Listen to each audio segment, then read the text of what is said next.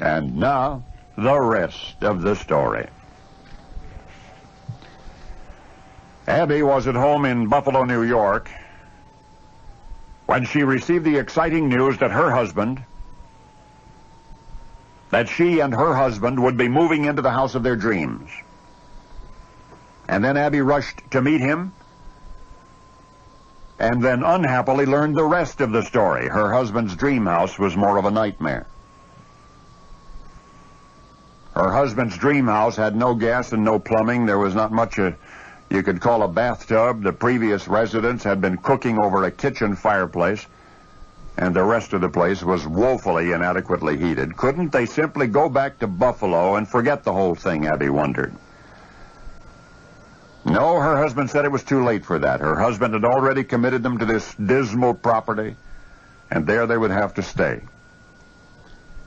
He never actually came out and called the move a mistake, far as we know. However, he readily acknowledged that there were indeed difficult times ahead. He began referring to the new homestead as, quote, this temple of inconveniences.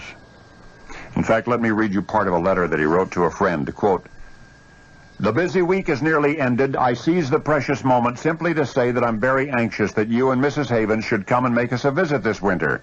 We have one spare room in this temple of inconveniences, neatly fitted up, and just the thing for you and Mrs. H. End quote. The difficulty was that the one spare room was the only room in the house that was neatly fitted up. The more Abby thought about it, the more upset she became. She remembered having to carry bathing water into her house in the old days. But that was precisely the point. These were not the old days. Why then should her family be subjected to such primitive living conditions? A house, after all, in which there was not even an indoor tub to which water might be carried. And so it was that this spunky former school teacher decided to make a few significant changes on her own.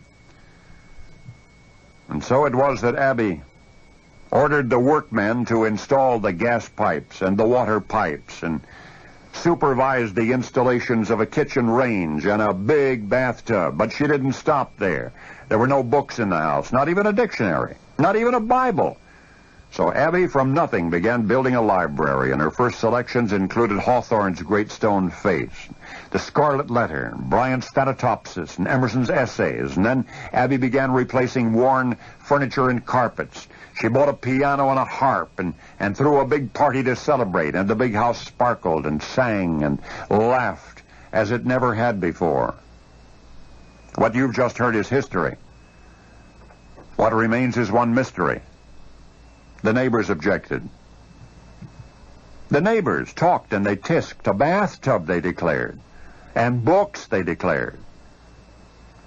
And I wonder how Abigail Fillmore felt, faced with the public outcry that she and her husband Millard, the President of the United States, should represent the nation's people living in a cold, threadbare, cheerless home without plumbing called the White House. And now you know the rest of the story.